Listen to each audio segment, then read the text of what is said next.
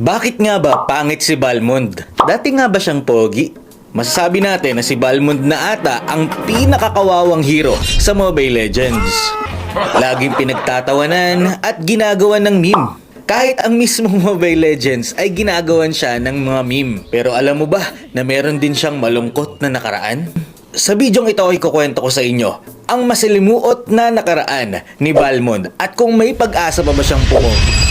Si Balmond ay isang orc at sa mga libro nung unang panahon, dinedescribe ang mga orc bilang pangit na halimaw. Kaya siguro nga wala nang pag-asa si Balmond maging gwapo.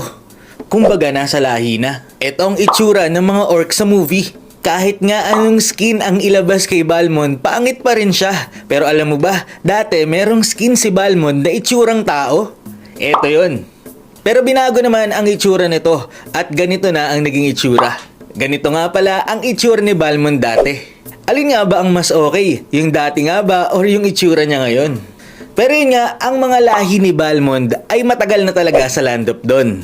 At sa mahabang panahon, sila ay nagsisilbi kay Alice, ang reyna ng Abyss. Bagamat 30 taon na silang nagiging alipin, syempre umaasa pa rin sila na makalaya. Ngunit kahit ilang beses silang magsagawa ng pag-aaklas laban sa mga Blood Demon, sila ay palaging natatalo at umuuwing sugatan at luhaan. Dumagdag pa sa pighati ng tribo noong namatay ang asawa ng kanilang leader sa panganganak sa isang bata. At hulaan niyo kung sino yung batang pinanganak. Syempre si Balmond. So grabe talaga no, pangit na nga, nawalan pa ng nanay. Grabe naman si Bunton kay Balmond. Siguro nung bata si Balmond ay lagi siyang kinukutya ng kanyang mga kalaro kasi nga siya yung naging dahilan ng pagkawala ng kanyang nanay eh. Kaya sa kwento ang sinasabi doon, lumaki si Balmond bilang violenteng orc. Bata pa lang ay sinasanay na si Balmond ng kanyang tatay sa pakikipaglaban. Kasi nga nangangarap ang kanyang tatay na isang araw si Balmond ang magiging leader ng kanilang tribo na magbabalik ng karangalan sa kanila. Makalipas ang 20 taon na natili pa rin ang mga aral ng ama ni Balmond sa kanya. At ngayong siya na ang leader ng mga orc, siya ay patuloy na nag-ensayo upang magkaroon ng sapat na lakas laban sa mga Blood Demons. At dumating na nga ang panahon na nilusob at sinalakay ulit ng mga Blood Demons ang mga orc. Pero di tulad ng dati, mas lumakas na ang mga orc kaya hindi na nila kinaya ang mga ito. Noong mga panahong ito, pinangunahan ni Balmond ang kanyang mga grupo upang patumbahin ang Blood Demon leader na kumuha ng kanilang mga ari-arian.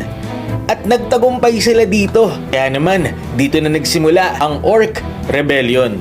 Mabilis na kumalat ang balita at nakarating ito kay Lord Lava, si Tamus. Kaya naman nagpadala si Tamus ng sandamakmak na Blood Demons para lusubin ang mga orc.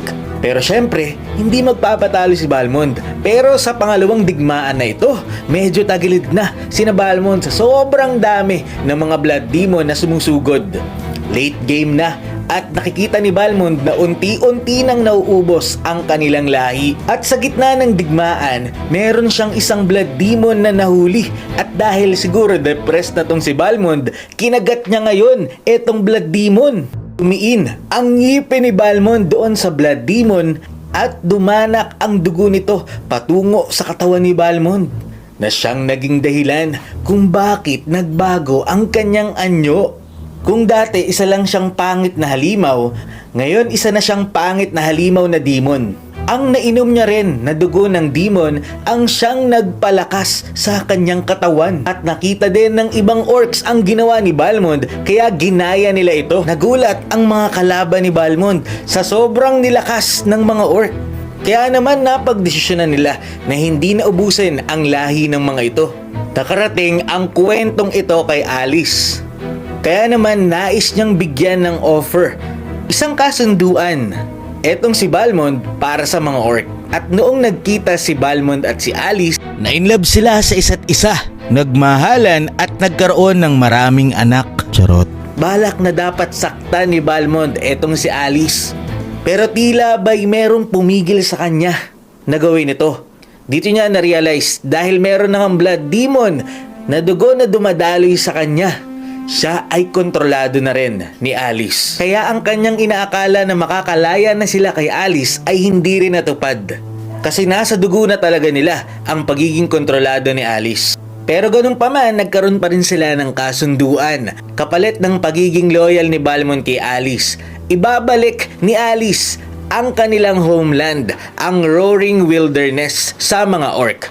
Siyempre bilang leader ng mga orc, tinanggap niya ang kasunduan. Pero hindi alam ni Alice na meron palang binabalak na masama din etong si Balmond. At ito ay kunin ang puwersa ng mga demon para sugurin ang Moonlit Forest at dun niya gustong maghari. Kasunod naman ito ay ang pagsugod ni na Alice at ng mga orc kina Estes. So far, yan ang storya ni Balmond, isang hybrid orc na gustong makalaya sa pagkaalipin kay Alice, pero ang ending, sumailalim pa rin siya sa kapangyarihan ng Reyna ng Abyss. Maraming salamat sa panonood, and to God be the glory.